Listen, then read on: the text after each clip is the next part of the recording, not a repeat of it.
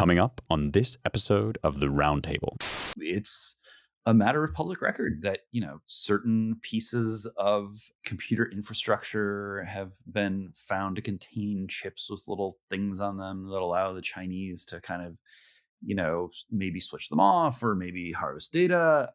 It's just a lot of hardware and a lot of software. And yeah, whose ever bright idea it was to kind of, worm into the US communications infrastructure with something like TikTok, I suppose it'll be a wistful day for them if and when the toy is taken away. But I just, it really beggars belief that they're gonna call a security council meeting or whatever in the halls of the CCP, and they, oh no, they did it. TikTok's gone down. It's not like a battleship that you sink in a pitched battle in the middle of the Pacific Theater in World War II, and it has like major repercussions.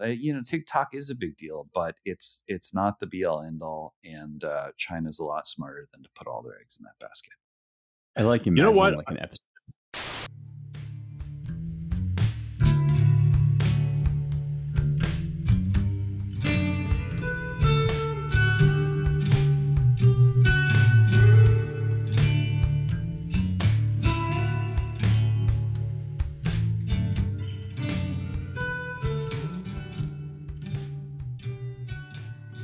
Hello and welcome once again to the Roundtable, your weekly publishers and editors podcast here at The American Mind. I'm your host, Spencer Clavin, features editor of The American Mind and associate editor of the Claremont Review of Books. I am joined this week by editor James Poulos and managing editor Seth Barron. So the State of the Union address happened on Thursday, right after we recorded, and we are going to get to talking about that, but much like the rest of the country, we have already moved on. So we wanted to start today by talking about this TikTok bill.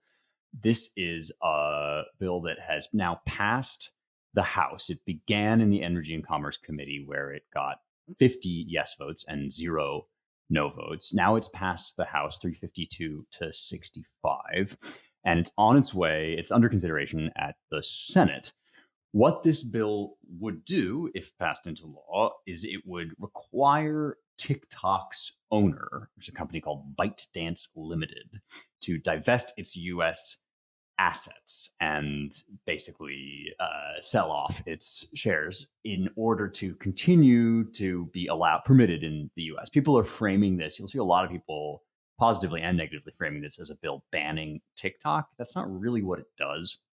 It just demands that TikTok stop being owned by a company which is in hock to the Chinese Communist Party. The CCP can at any time demand data from ByteDance. And as we all know, there's a lot of data that goes into social media platforms, especially TikTok, especially from young people. There are also a whole host of affiliated concerns, not just about espionage, official government espionage, but also about psychological warfare, the effect that TikTok seems to be having on young people, whether or not this can be manipulated or is already being manipulated. In a campaign geared at the Senate and seemingly encouraged by TikTok itself, you did see a whole lot of videos from young people, sometimes like in high school, and filming from their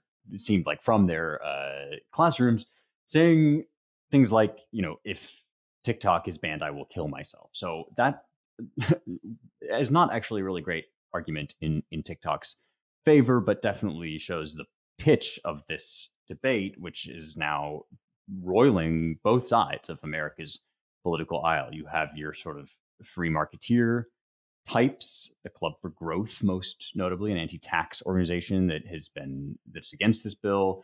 We also have, AOC and some Democrats that are saying this is a slippery slope, and if you quote unquote ban TikTok, then you can start policing speech in other ways. And of course, this is all part of the evil authoritarian GOP tendencies. Donald Trump, meanwhile, met with the Club for Growth folks and seems to be now kind of on the other side of this from where he has been in the past. He said there are a lot of people, frankly, there are a lot of people on TikTok that love it.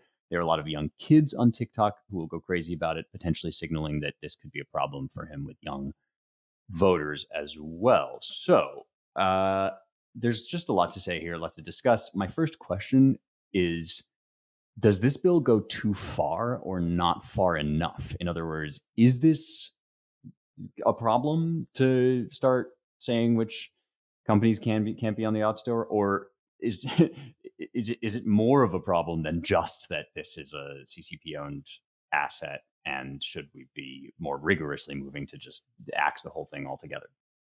Well, I'm a little disappointed when you said that that the bill does not actually propose to ban TikTok. That's what I Yeah, was so hoping it not would far do. enough. But Well, registered only one's not far enough. I this is not like a policy perspective. This is strictly a personal perspective in that it would Right. free up, I don't know, maybe 8 or 10 hours of my day if I didn't have to look at TikTok anymore. So, I'm all for banning it, or at least banning it from my phone. I don't Right. know. I don't have a lot of other, deep perspective on it, but, I'm not I don't know. Yeah, let's get the Chinese to sell it. What's the big deal? Well, this is turning out to be pretty controversial now, even on the right.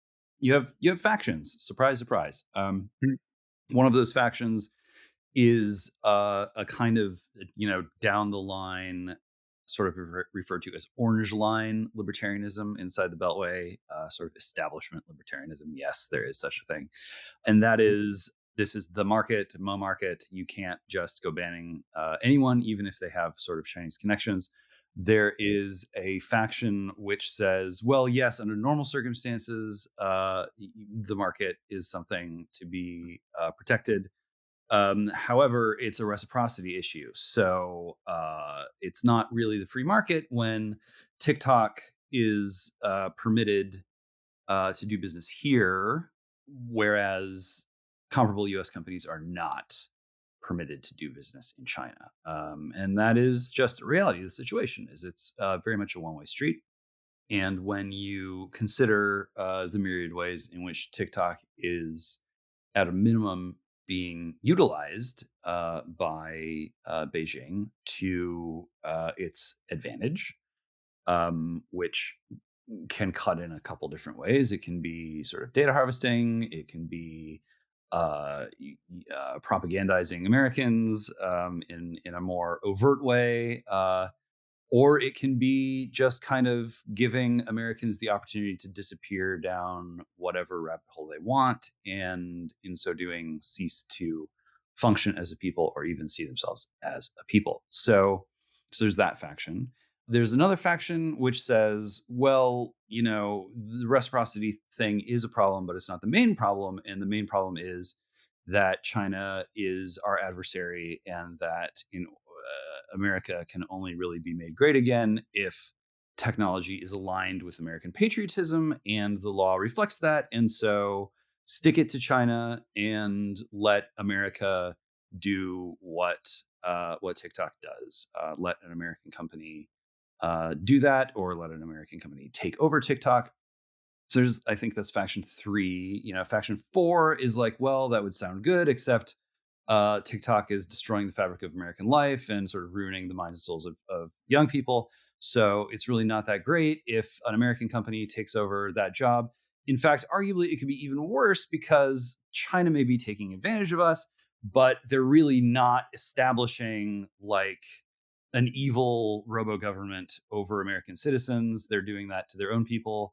Ergo, if TikTok is forced to become American, what America is it becoming a part of? Probably like the big tech Silicon Valley, United States government woke supercomputer Borg. And that would be bad. So there are layers here. I've probably left out a few factions. The fight has broken out, not just in Congress, but at the all the way up to the level of Elon Musk, Tucker Carlson, other major figures who are not holding elective office but have major influence or major stake in the debate.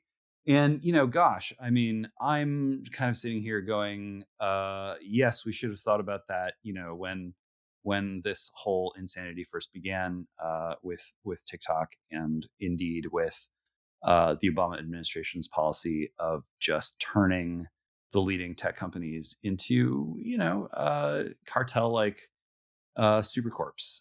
This was all very deliberate, and it happened during Obama's 8 years, and now we're reaping the whirlwind, and that is unfortunate in many ways. Regardless of how this shakes out, what is most important is that ordinary Americans be able to access and to use the fundamental digital technologies that one has to be able to access and use in order to live a recognizably full American life online as well as off. If those technologies are nationalized away from private companies, if they are banned or restricted or withheld from ordinary Americans, whether it's under pretense of national security or environmentalism or social justice or anything else, then all of this kind of agita over TikTok is going to seem pretty minor in comparison to the manner in which our own country is transformed from what we know and love, from our constitutionally guaranteed form of government, into basically a virtualized place where we must use the technologies that we are told to use in the way that we're told to use them. That's not America. Even a weird simulation of America, it is not. And if legislators don't focus on that, and do not focus on explicitly and formally guaranteeing Americans' citizens' use and access with regard to those kinds of technologies, and I'm talking high-powered GPUs and Bitcoin and the ability to like create financial accounts and social media accounts and freely associate in cyberspace, then all of this is basically a giant waste of our time. So it is my hope to conclude that lawmakers increasingly come to an awareness on this. And if we can't get stuff done on the Hill, if we can't get federal legislation to that effect, then it's time to put that effort into the states. I'm, doing what I can to advance that, and look forward to collecting super friends who might help the cause over the next, the rest of this year and beyond. So, amid those various factions that you described, James, I guess I would put myself somewhere, outside the group of people who care about China's supposed free trade rights. I mean, I would think that one of the major things that has emerged over the last, well, I don't know, 8 years or so is a renewed awareness that whatever, if what free trade means is no distinction between foreign governments buying up American assets and land and American companies using and working on those assets and land, and like free trade, who cares? Free trade is not a thing that we're deeply invested in unless it represents an engine of American prosperity, which I think it can and does and should. But I have no problem at all with just demanding that China sell here, or that the bite dance sell, I suppose. But not really convinced that, as James I think was just suggesting, like not really convinced that the right move here is for the federal government to like take the reins of digital technology. Don't think that's going to work. Don't think the people in the federal government have the knowledge or competency to really manage that project.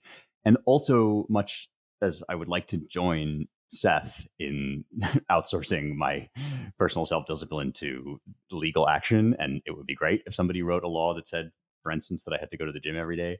I think there are going to be short form video apps, and those video apps are going to have dangers associated with them that Americans are going to have to find some way of taking control over. So I guess that's where I sit in this landscape, which matters very little, but where Trump sits kind of matters. And I'm curious what you guys think about this new development.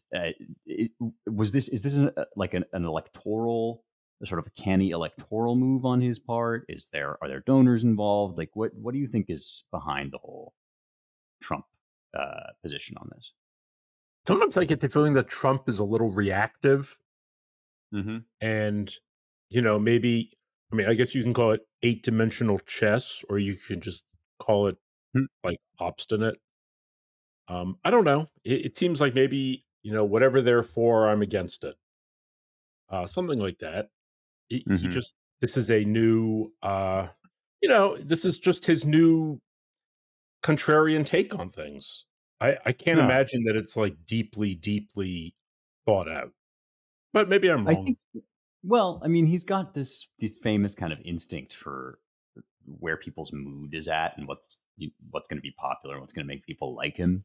Yeah. And he may be right that like an election year is not the right time to press this issue, especially when he's doing well with young people over Biden, which is one of the Mhm. major ways in which it seems like he's kind of well positioned in this election. Like, I don't know, it's just all kind of making me feel like he's dodging something here, perhaps by instinct.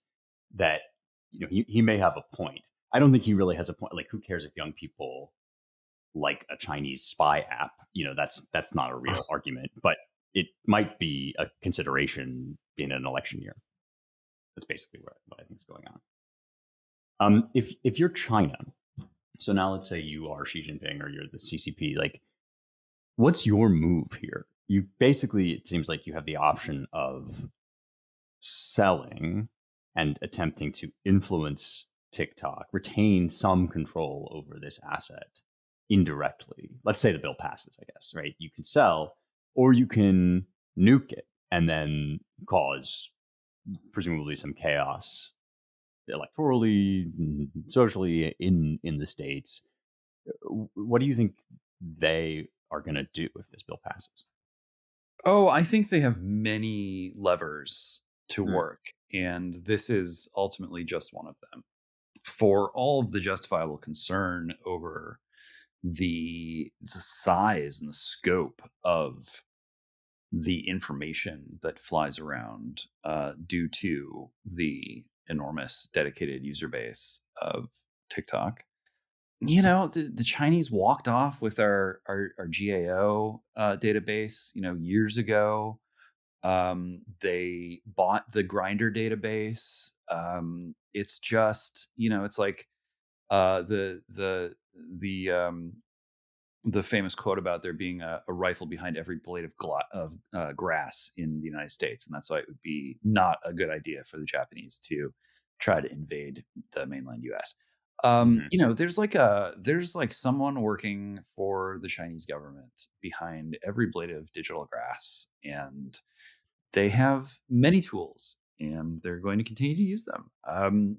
It's a matter of public record that certain pieces of computer infrastructure have been found to contain chips with little things on them that allow the Chinese to kind of maybe switch them off or maybe harvest data.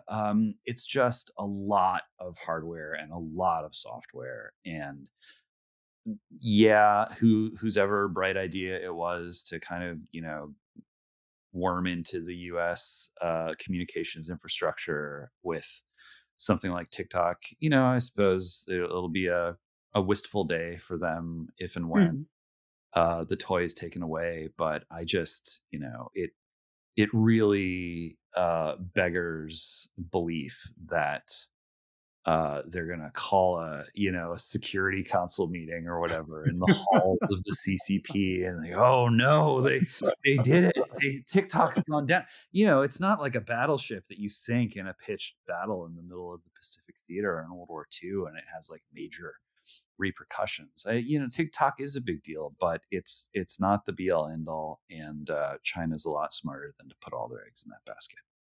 I like You know imagining what? like an episode Neon Genesis Evangelion, this underground bunker where the heads of the Chinese state meet and say, well, they've taken out TikTok. What do we do now? Sorry, Seth, I interrupted you. I just thought this was Oh no, not at all. I was just it's funny. I just remember, maybe I'm old enough to remember, um back around the time of Bill Clinton's reelection, campaign when the Fever Line right was going crazy about how he had sold out America, he had sold China all of our secrets, and it just sounded like the most outlandish kind of Berkshirite um, conspiracy theorizing. But turns out that maybe they were right. I don't know. Somebody sold them all the secrets. Right. Somebody turned over the family jewels.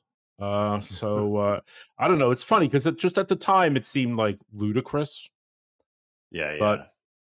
now we Well, know. today's conspiracy theory is tomorrow's news, right? I guess.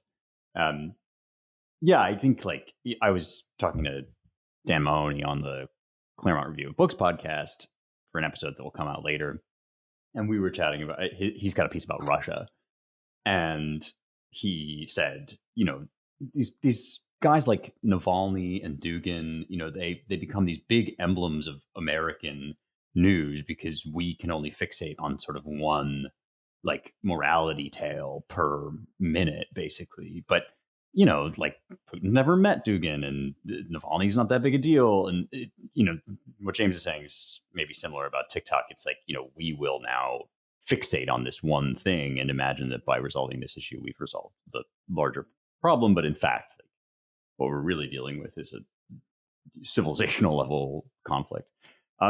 Okay, well, that's sobering. Lots to certainly come down. It's yet to be revealed on this, no doubt. But that's a really, I mean, yeah, I just like find this an incredibly interesting and delicate like political situation in the U.S., let alone the kind of larger geopolitical implications. I can't say that I find our next topic quite as interesting, or at least as subtle and complex. But we should talk about the State of the Union, if only for the yucks.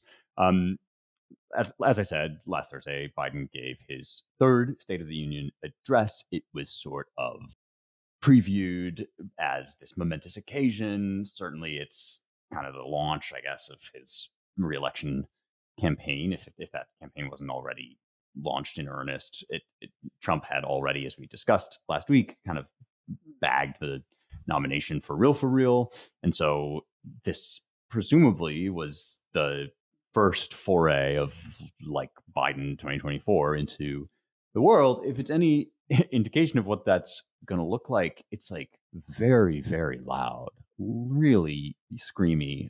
There was a lot of yelling. There was not any dozing off, as some feared. I think that was part of why all the yelling is he was trying to kind of convey that he's got lots of vim and really just in it and feisty. And of course, that was how the press presented it. But there was also still a fair bit of like slurred words and wandering. And Biden's famous stutter, quote unquote, kind of made its appearance several times. Nothing in this speech you couldn't have kind of written with ChatGPT. The January 6th lie presents a great threat to democracy, the gravest since the Civil War. There was an extremely confusing to me. I mean, maybe I'm just being dense, but to me, there was an extremely confusing allusion to what women are going to do to the Supreme Court. Uh, something about Dobbs. Women are not without electoral or political power. You're about to realize just how much. I guess because women are going to vote for Biden, and then Biden's going to pack the courts. Like it was to me quite unclear. Then there was kind of a shocking and impromptu moment between Biden and Marjorie Taylor Greene, who said to him of Laken Riley, the poor girl who was murdered by an illegal immigrant from Venezuela. Allegedly, he's the suspect. Seems like it happened. Said say MTG said say her name, say Laken Riley's name, and then Biden said this part is like has now been lost in the subsequent controversy, but I think it in itself it's incredibly telling. Biden tried to kind of riff off her and said, "Yeah, she was killed by an illegal," referring to Jose Antonio Ibarra. But how many thousands of people have been killed by legals? I don't know what that. I guess that means that legal citizens also commit murders, which is a hilarious non sequitur, although not too far off from the actual arguments that are made soberly in the journals of note on the left. Anyway, he seemed to call her Lincoln, mispronounce her name. So he said her name, but he said Lincoln Riley. And he since had to walk back the use of the term illegal, and then pretend that he didn't walk it back by saying there was no apology. I just said I regretted using it. But he did say the term is undocumented. I'm not going to treat any of these people with disrespect. They built the country, meaning I suppose illegal immigrants built the country. Anyway, I'm just gonna drop that steaming pile of what's it onto the table, onto this here roundtable, and ask, what did you guys think of the speech? Well, I mean, not having watched the speech, though I did read the transcript and I watched some of the highlights or lowlights, whatever you want to call them. Yeah, the idea that, I mean, I guess he said this afterward, that illegal immigrants built the country. I mean, it's a funny way to think about things. It goes to this larger theme in American discourse today that immigrants are like an identifiable group with identical interests, and that they all somehow relate to one another in that way. It's even more absurd in a way than talking about people of color or brown people, as though like a Sri Lankan and I don't know, a Filipino and a Mexican peasant have the same interests. Like That's a all great point, united. because that's the whole point of feigning outrage over the term illegal, is to make it impossible to differentiate between kinds of immigrants. Right. And this idea that immigrants, we hear this in New York, like just ad nauseum. Immigrants built this city. Immigrants built the Brooklyn Bridge. Immigrants built this and that. So therefore, because these things were built by an immigrant at one time, today's immigrants, I guess, get to take credit for it. But it's kind of like saying natives built whatever. Natives built America, and therefore, if you were born in America, you have some kind of claim to what somebody else who was born in America 300 years ago did. I mean, that argument would be seen as kind of ridiculous, although I suppose there's maybe some more, something you can credit about it because you at least have been here. But the idea that somebody who just entered the country gets credit for having built it, it's kind of perverse. I think Nancy Pelosi made some comments at one point about how immigrants are the real Americans. It's this twisted understanding of what it means to be a supposed nation of immigrants, whereby essentially the whole world has legitimate claim to, as legitimate a claim, if not more of a legitimate claim to possess American citizenship merely by raising your hand somewhere. I mean, as we saw, I don't know if we talked about this last week with the current migration wave, the government apparently flew 320,000 people who wanted to come to the United States directly here in order to avoid compression at the border. So that's sort of where we're at. You just raise your hand and the American government will airlift you in so you can claim your birthright as a U.S. citizen, from wherever you are. Yeah, this speech just seemed like, more craziness. All of the talk about democracy and the major threat to democracy. I mean, this is what Biden is running on this year, as we've heard. Racism, fascism, and rape. That's what this journalist Kara Swisher said. The Democrats just have to keep repeating the words racist, fascist, rapist in regard to Trump, and that will sway everybody. Well, That's brilliant. Why haven't they tried that yet? They haven't tried it. Right. It's such a genius idea. It's totally new. They've had so many other strategies and arguments that They must not have gotten around to thinking Yeah, of they this. didn't. They Does that didn't. They didn't come to this yet. Yeah, they haven't gotten around to it. So you're making me think of that musical Hamilton, Seth, which I Okay. actually like. Reason number 55 why I'm a like idiot lib is I really like that musical, but also find it incredibly annoying. And like, there is this whole thing in it about how Alexander Hamilton was an immigrant because Yes. he like grew up in St. Kitts, you know? Right. And at one point he turns to Lafayette, the French general, and says, immigrants, we get the job done. Which is Yeah. exactly that's sort of the epitome of what you're describing, right? Like the mere act of having previously been in one place and now being here, like, makes Alexander Hamilton the same as a Venezuelan drug dealer, basically. More or less. Yeah, I mean, it will probably surprise no one to learn that I did not like the speech. The speech was not good. I was reminded of that scene in Almost Famous where the guy gets up on the roof and screams, "I'm a golden god," and like jumps into the pool, and then like that's the end of his night. Um, just trying to imagine the shape that Biden was in after giving that speech. It's just sad. It is a sad but well earned emblem of the failure of the political and socioeconomic elite that buoyed his political career aloft and kept him at the top of the pile for so long, and it is untenable. His presidency, such as it is completely untenable, and the oligarchic class that he represents is also completely untenable. And the reality is that everyone knows it. You've got the left screaming about how the right is evil because it's going to create an authoritarian government in real life.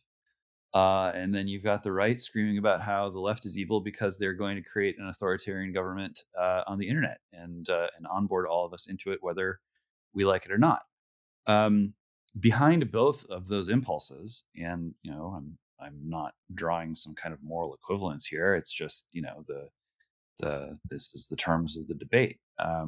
Behind both of those impulses is a recognition that as much as people might want to go back to the 90s culturally, the established elite um, simply utterly failed to govern well. Uh, they inherited power from the old guard after the Cold War, and they were given the biggest and shiniest toy that anyone had ever been given in the history of planet Earth. You now get to be in control of the lone superpower. What are you going to do with it? And well, we saw what was done with it, and it wasn't very good. Didn't work. A lot of crazy ambitions, a lot of delusion and self-aggrandizement and colossal waste and immaturity, failure to understand the basics. And now now we have to sort of figure out what to do about that, and what there's going to be to do about that is going to be a different form of government than an oligarchy. So it's not surprising that people are rallying around Donald Trump still on the right, because the nominally Republican representatives of the oligarchic class are so uninspiring and such a haunting reminder of their failures decades past. And it's not that surprising that even the left, even members of that oligarchic class in the left, are not in fact going out there and saying, "Hey, you guys, no, seriously, like you got to give us one more chance." They themselves are saying, "No, we need to create a priestly class of woke computer trainers to assemble a new form of government altogether, where social justice and social credit control you, because otherwise we won't have justice." And that's why we're here. That is why the speech sucked. That is why the political contest is lining up the way that it is. And one way or another, that oligarchic class is headed for a hard landing. Hopefully, we can all figure out a way to prevent them from causing the entire country to have that hard landing as well. Yeah, one would certainly hope. Speaking of which, do either of you think that this speech will have any effect on the election? In fact, No, I yeah. mean, I don't think Okay. that many people watch it, and anyone who watches it is probably already. I mean, I don't think. I mean, do people like regular people tune into the State of the Union address to Mhm. decide whether they like the State of the Union and where it's going? I mean, I don't know. It's No, like you either hate watch it or you already like the guy and just want to confirm all your priors. Like who? or I you don't have to know. watch it because you're in 'Cause it's Congress. part of your job. Yeah. Yeah. Yeah, I don't know. I might want to be a little contrarian on this one. Ooh, okay. It, Go it, on. it was, it was clear that like any pretense of kind of informing Congress about how things are going in the nation is toast. Hmm. Angry Biden was rapturously received by the regime affiliated press and by, rank and file who are like, well, yeah, he's an old white man and I guess he's heterosexual and notionally a Christian, but he yelled and he yelled at the right people. So more, please. You think back to when Howard Dean was hounded out of the presidential contest because he sort of encouraged Mhm. his fans, his voters, on the eve of their primary season victory, by kind of going and then it was like, oh, crazy man yelling, no, like no, this is unfit for office. That's gone, and it's probably not going to come back for quite some time. I think every time that Biden is presented in a more threatening, menacing, malevolent, angry, vicious, you know, any that portrayal of Biden tends to keep him going.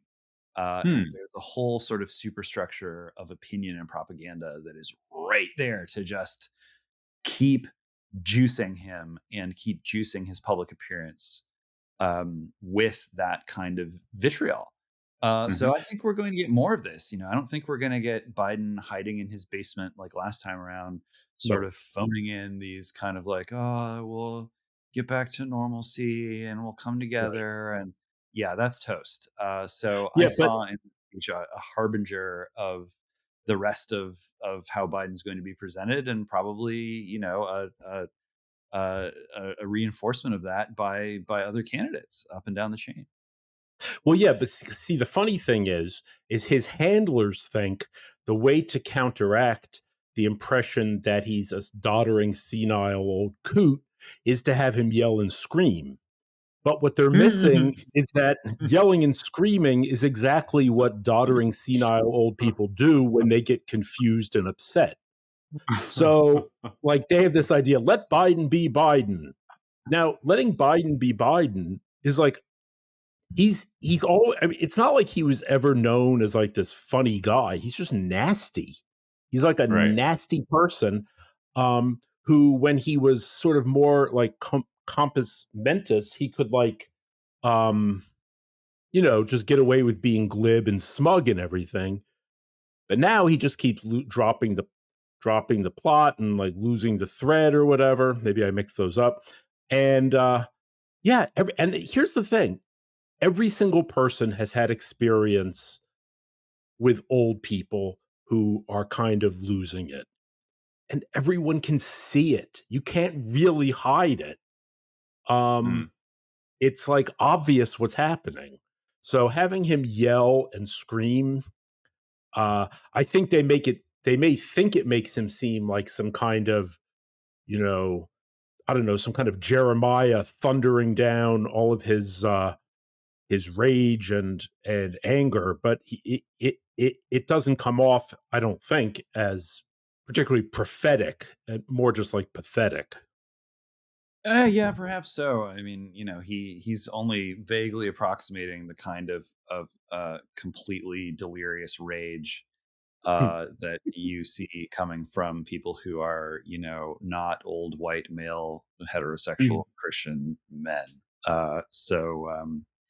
Nevertheless, it is considered to be like good actually to be like hopped up on some kind of pharmaceuticals and like just filled with panic and rage at the prospect of a hayseed with like red sunglasses like whipping out his assault rifle and taking over the country, like that's people are genuinely pushed to the breaking point psychologically by the fantasy of that nightmare coming true. And the closer Biden gets to that, and the better his handlers and the more the pharmaceuticals get him to sustain that kind of pose, I think it will be rewarded. At least Maybe. on that side of the aisle. Yeah, interesting. I mean, like I sort of remain pretty convinced that a lot of this is in the eye of the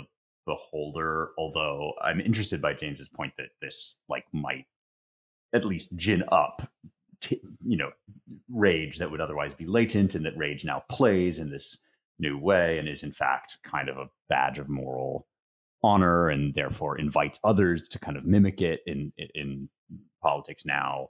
I also think, Seth, that like it's true that Biden yelling does not actually look like the valiant warrior that his handlers think it makes him look like. It does make him look like just a kind of bilious, venomous old man that doesn't really know what's going on, and that's not particularly attractive. But it does like approximate, maybe to the best degree possible, a state of mind that many of his voters are also in, which is like really, really angry, but not totally aware or like understanding what's going on. And that Mhm. does have a certain degree of appeal. Like I'm listening to Naomi Klein's latest book right now. She of, No Logo and The Shock Doctrine and like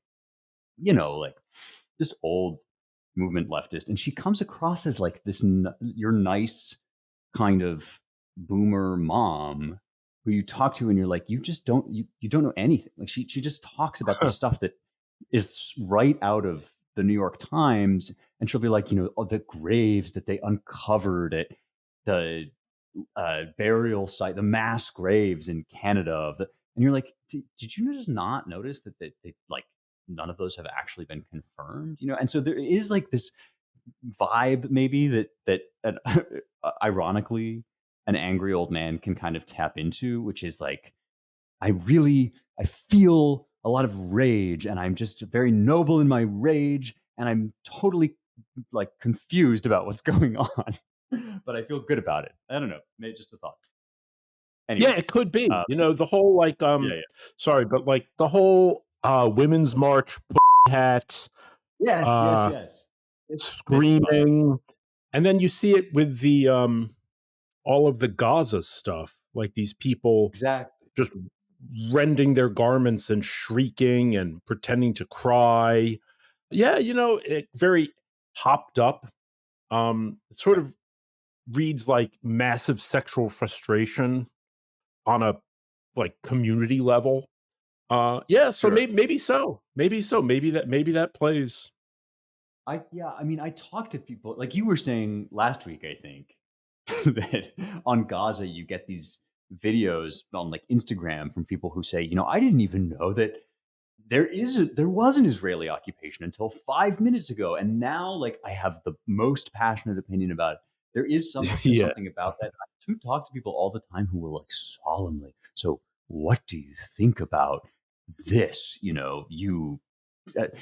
know that I'm like not an idiot, but they also know that I have like the world's worst opinions, and so they'll just approach me with this as if like I am supposed to, in order to gain some degree of moral status in their eyes, also take solemnly the claim that like there's a white nationalist movement and an uprising in this country, and Trump's the leader of it. And there is just like there's a lot of attractive kind of moral clout in this sort of uninformed solemnity So maybe they think Biden's going to be the champion of that. Anyway, this actually, I have one last kind of, Grace Note topic and question that is directly related to this, and that's about the testimony that Robert Hur has been giving before the House Judiciary Committee. So this is the special counsel in the Biden classified documents case, kind of the mirror version of the Trump classified documents case, but with all these inconsistencies that the Republicans have been quick to point out, primarily, foremost among them, the fact that this guy, Robert Hur,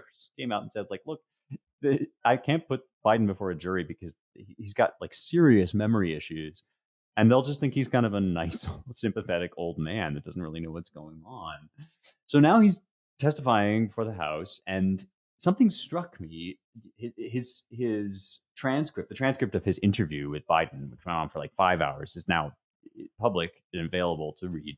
And excerpts of it were discussed at length, including, Hur says, he didn't remember saying the things that he did and doing what he did. He's on tape saying things like, I just found all the classified stuff downstairs. He said he didn't remember this. And on the one hand, I can see her interpreting this as just a disoriented old man. On the other hand, looking at it again now, it also strikes me as sort of exactly what they tell you to do when you know you're guilty, but you don't think they can prove it. You say, I don't recall, doing this or that. So I just wondered what you guys thought about this. Like, is Biden actually forgetting all of these incriminating details, or is he just doing the classic kind of dirty Paul thing and being like, "Well, I don't remember," and using that now as a defense? I don't know. I was curious. Well, I think why not both? Yeah, Right. He can hide behind his dementia, and also just say, "Well, I don't remember," and make you wonder whether he's canny or canty rather. What's so absurd about this case is probably the most, well, I don't know if I want to say the most absurd of the cases against Trump, but the fact that Biden is guilty of exactly the same stuff, except he wasn't even president, right? So, look, the Right. distinction between a president's, like between papers that, belong to the government and papers that are personal property of the president is so confused and conflicted and vague. And ever since Clinton, it's always been that essentially you favor you go with, when in doubt, you sort of side with like the president's own discretion on this. So like saying that a letter from the North Korean, or the letter that Obama left him, the letter that the North Korean, Kim Jong-un, I guess, wrote him, that no, these are matters of national importance, and Trump says that they're personal. Like, how are you going to get into an argument about this when he's the guy who can declassify anything he wants to? Whereas Biden was never the president for those documents that he was hiding in his garage. He was just the vice president or a senator. So he doesn't Right. have the authority to keep top secret stuff. This whole thing is ridiculous. The questions that the Democrats were asking her, like basically insisting that Biden has been totally exonerated and is completely innocent because he decided not to prosecute him. It's just a joke. And also the suggestion that it was somehow wrong or corrupt of him to excuse Biden from going in front of a jury because it sort of would play badly. Like, they were mad at him basically for saying, I think this guy is not compos mentis, because one guy insinuated that he wanted to like get an appointment on the Trump administration, so he's doing everything he can to. This is, and at one point, Hur even said, like, look, what was I supposed to do? Was I supposed to give a different version of my report to the public and then tell you guys in secret, like, look, I just think this guy's kind of losing it. Like, that does seem to be kind of what they wanted. Like, they were angry at him for saying things that he truly believed that because they would play bad in the election. I'm sure there is like a lot of analysis ready content in the transcript. Like personally, I'm sort of at the stage of like, I will not live in the pod, I will not eat the bugs, I will not read the her transcript. Hmm. Um, there's just such a hunger to be able to like, this is it, you guys. This is the document. This is proof. Right.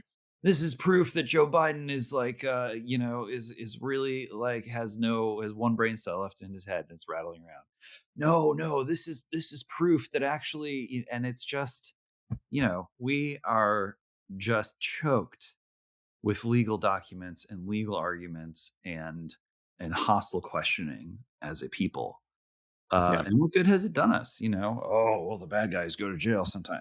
I guess, I don't know. It's the justice system has come a long way from the days of To Kill a Mockingbird, Hmm. and it is largely composed of propaganda and lawfare. And that's, I guess it's okay when people high five one another because like the propaganda and lawfare system caused the other side to like, take an L that day or whatever. But it doesn't, I don't find it to be very heartening. And I don't think that any of these flying transcripts and quotable sections are gonna do much to move anyone, not at the ballot box, and certainly not in their hearts.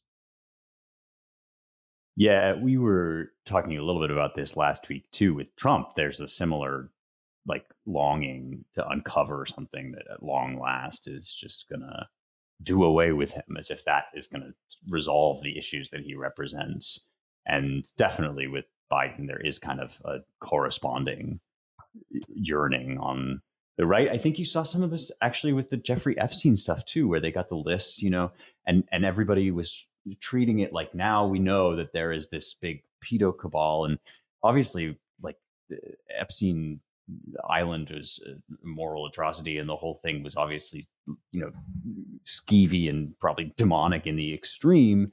But this whole notion that one day we're going to get them dead to rights and prove to the other side that this guy really is beyond the pale, it's like they see the same guy you see. And even if you prove what you want to prove, they would still stick by it because their commitment is like, to a whole vision of the universe that is not yours. So, right, this is not the way. This is not the way forward to like seek the Yeah. smoking gun, really, on either side.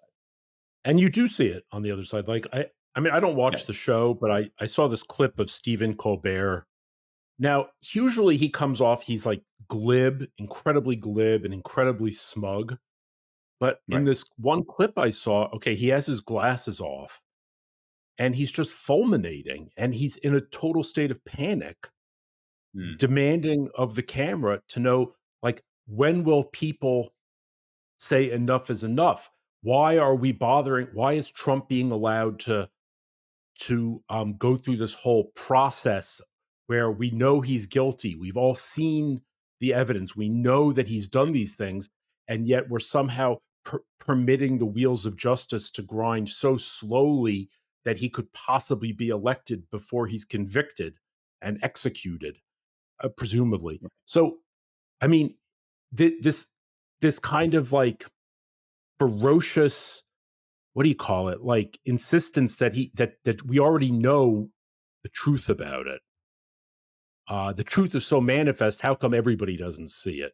I mean, unfortunately, we seem to be in kind of a pretty bad state nationally, with everybody kind of convinced of what they know to be right and everybody else to be wrong. So I don't know how we get out of that, but it's interesting.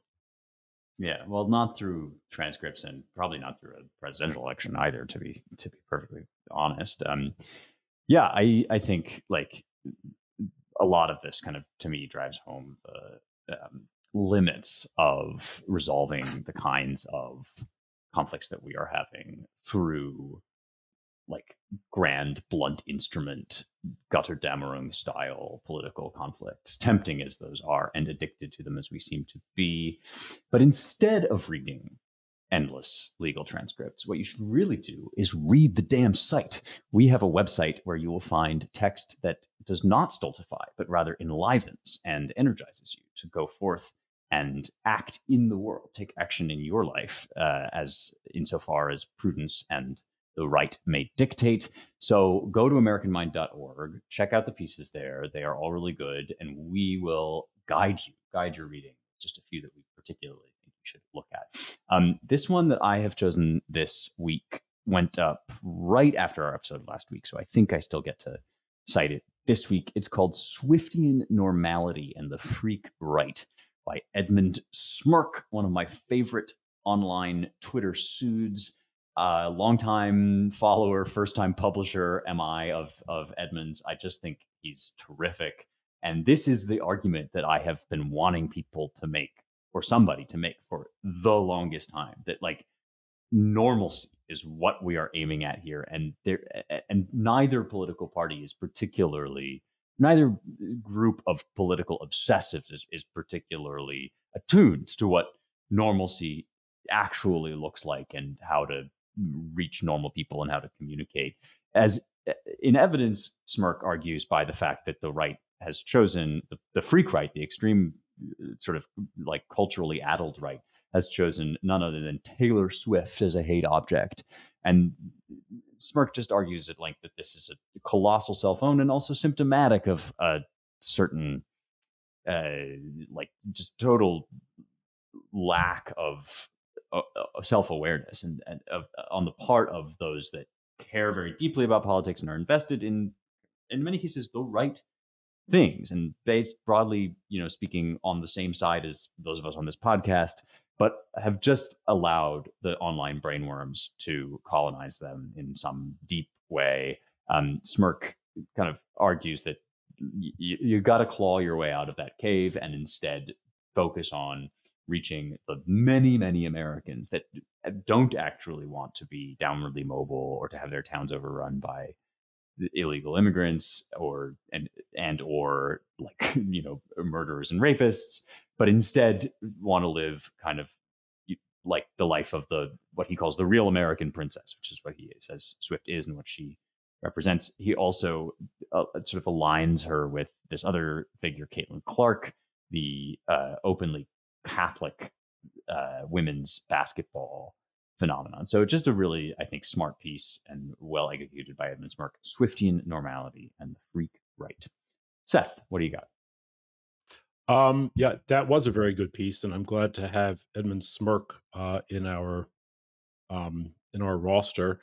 The piece I'd like to point out to our listeners is "The Regime versus America" by T.J. Harker. TJ is a former federal prosecutor, so he really knows his way around this subject. And he's getting into the question of lawfare, which everybody hears about, but, what is it? You know it when you see it, but what is it?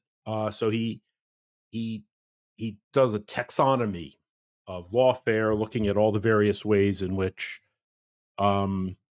the government, nonprofit organizations, people like Roberta Cohen, E. Jean Carroll's advocate, use the law to go after enemies of the regime. And the exactly what are the, technically speaking, how do they do it? It's a great piece. The Regime versus America by T.J. Harker. Yeah, that is a must read. James, what do you got? What I've got is Answering the Supporters of American Empire by Dominic Sansone. This is about Ukraine, and it's really just kind of a summary of where we're at, who got it right, who got it wrong, and what sort of conclusions we can begin to draw. I'll just quote a paragraph to give you a flavor for it. He writes, "The imperial order in service of which America is fighting against Russia is not Western civilization. If anything, it is the enemy of Western civilization. This by no means equates to a championing of Russian civilization nor a desire to see Ukraine crushed. Rather, the incompetency of American empire abroad should force some much-needed self-reflection at home, thus shifting the national focus toward addressing our deteriorating domestic situation. It goes on from there, pretty unflinching stuff. Probably not going to shock the conscience of anyone who reads it based on this recommendation. But this is a quickly unfolding story here. Ukrainian defenses are not in great shape, and they continue to reject some kind of peaceful end to this travesty of a conflict. Victoria Nuland may be out the door, but her legacy lives on in the form of many hundreds of thousands of dead Christian men. And so read the piece, Answering the Supporters of American Empire, Dominic Sansone. All righty. And with that, we have reached the end of another Roundtable episode. As always, very grateful to all of our listeners for joining us on this crazy romp and following us in our happy warrior crusade. We've enjoyed being with you. We hope you have too. If you want to know more about the work that the Claremont Institute does in defense of the American idea, you can visit not just AmericanMind.org, but also ClaremontReviewOfBooks.com, where our sister publication, the Claremont Review of Books, puts up its quarterly book reviews and essays, usually somewhat more lengthy than what you'll find at American Mind, and also available in the print edition when you subscribe, which I thoroughly recommend that you do. We've got a relatively new issue up now, the winter 2023-24 issue, and you can find, among other things, my piece on the Iliad, if that interests you. I think that's currently out from behind the paywall at ClaremontReviewOfBooks.com, plus lots of other great stuff, including, I think, a really stellar essay by Charles Kessler on the national conservatism statement of principle and or movement more generally. You can also donate to support the work we do at claremont.org/donate, which we very much appreciate. All donations, large or small, are a huge and important part of what we do. Finally, don't forget to check out our DC-based Center for the American Way of Life at dc.claremont.org. And if you want to support this show specifically, the easiest thing, and probably one of the most significant things you can do, is rate it 5 stars wherever you are listening. Spotify, Apple Podcasts, anywhere you can give us a 5-star review. That helps boost us in the algorithm. Feel free also to leave a comment, to share, to post on social media, to send in your group chat, to make a TikTok about it for as long as TikTok shall last. Wherever you talk about things, please talk about this show.